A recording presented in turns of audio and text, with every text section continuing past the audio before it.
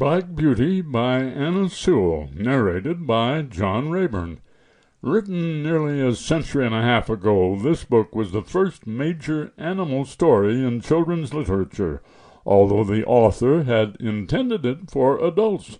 Anna Sewell had been crippled at a young age, but could still drive a horse-drawn carriage. She saw there was often inhumane treatment of horses, and was inspired to write about it in order to, as she said, induce kindness, sympathy, and an understanding treatment of horses. She spent the last 7 years of her life writing her only novel, Black Beauty. She wrote it in first-person narration from the horse's point of view. As we all know, horses can't ride or tell their life story. Therefore, as narrator, I speak as the horse, telling the story of the horse as we invite you to listen to the tale of a courageous animal. Chapter 1, My Early Home. The first place that I can well remember was a large, pleasant meadow with a pond of clear water in it. Some shady trees leaned over it, and rushes and water lilies grew at the deep end. Over the hedge on one side we looked into a plowed field, and on the other we looked over a gate at our master's house, which stood by the roadside. At the top of the meadow was a grove of fir trees, and at the bottom a running brook overhung by a steep bank.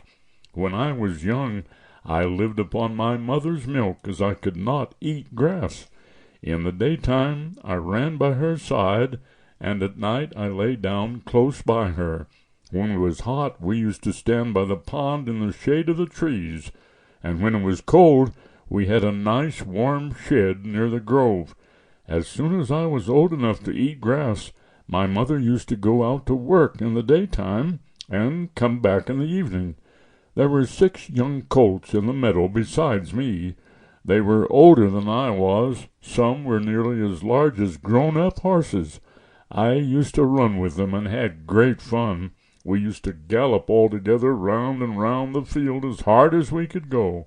Sometimes we had rather rough play, for they would frequently bite and kick as well as gallop.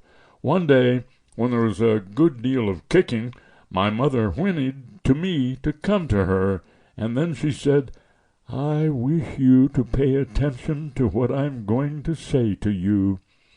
The colts who live here are very good colts, but they are cart-horse colts, and of course they have not learned manners. You have been well-bred and well-born. Your father—" Sample complete.